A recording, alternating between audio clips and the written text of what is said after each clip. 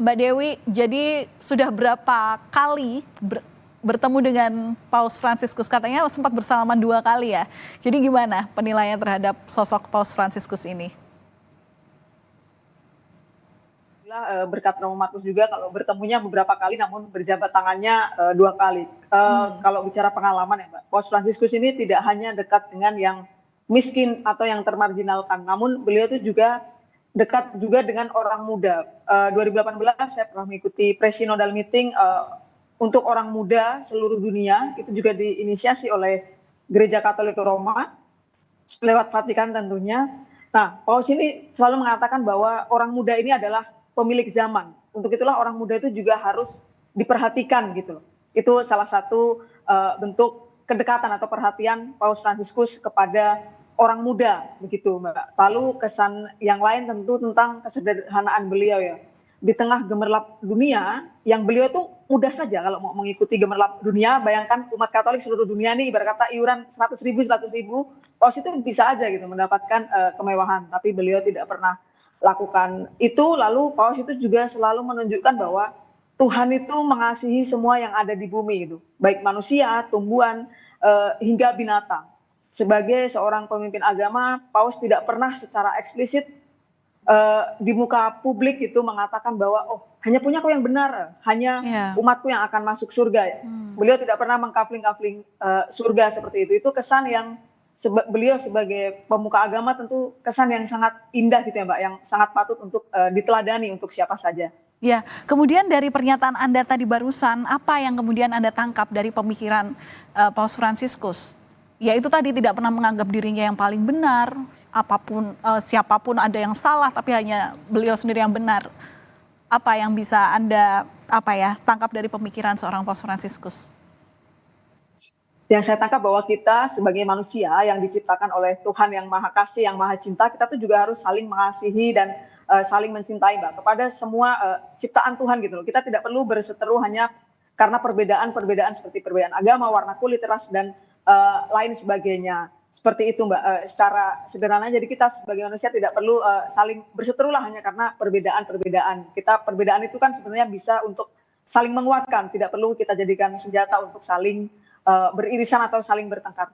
Ya, Mbak Dewi, tadi Romo Markus bilang kalau Paus Fransiskus itu sangat suka sekali dengan kondisi Indonesia, terutama dengan keberagamannya. Nah, selain tadi Anda bilang kalau orang muda adalah pemilik zaman, seperti kata Paus Fransiskus, apalagi perbincangan Anda dengan Paus, terutama dengan kondisi Indonesia saat ini yang banyak sekali warna, perbedaan, yang kemudian harus ditekankan toleransi itu sendiri. Apa perbincangan Anda? Kalau kita mengingat ada salah satu dokumen yang ditulis Paus Fransiskus, yaitu Fratelli Tutti, itu kan artinya kita semua bersaudara gitu. Jadi itu pesan yang saya tangkap juga dari Paus Fransiskus. Lalu kalau saya flashback ke tahun 2019 saat saya berjabat tangan, kala itu kondisi di Indonesia sedang banyak sekali politik identitas karena adanya pemilihan umum seperti itu ya Mbak ya. Kala itu saya mengatakan kepada Paus bahwa Paus, saya Dewi dari Indonesia, saya mohon doanya dan doa untuk perdamaian Indonesia. Lalu Paus mengatakan bahwa yes I do, seperti itu. Beliau akan mendoakan. Itu menurut saya meskipun kalimatnya tidak panjang, hanya 1-2 kata, namun mengena gitu loh. Beliau itu mau mendoakan untuk perdamaian Indonesia yang kala itu ya kondisinya seperti itulah Mbak, seperti itu Mbak. Oke, baik. Romo Markus, mungkin singkat saja. Ini dengan wafatnya Paus mungkin ada kesedihan yang tertanam di setiap hati umat manusia. Tapi kalau melihat daripada warisan spiritual Paus Fransiskus dalam nilai-nilai Injil yang harus terus diingat dan kemudian dilakukan dalam bentuk sikap begitu ya, apa Romo Markus? Sebenarnya Paus Fransiskus ini meninggalkan legasi spiritual yang banyak dan punya spektrum yang sangat luas. Tetapi yang kita kenal secara keluar itu bahwa dia mengajak umat Katolik seluruh dunia untuk beriman secara teguh, secara setia, dan secara berani, dan mengamalkan kasih yang tidak saja terbatas di kalangan umat Katolik, tetapi kasih yang universal. Ya, dan semuanya itu beliau tunjukkan dengan contohnya yang luar biasa.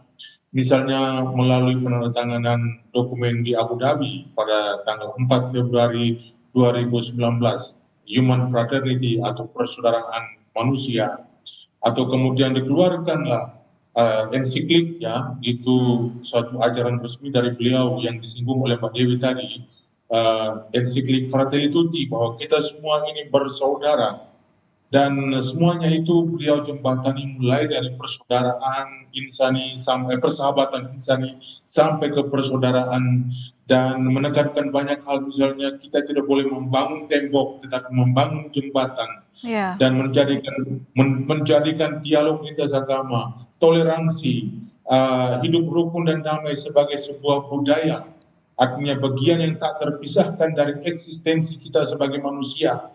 Dan itu beliau tekankan di mana-mana, termasuk ajaran sosialnya, jangan membuang makanan, jangan membuang hal-hal yang masih bisa dipakai.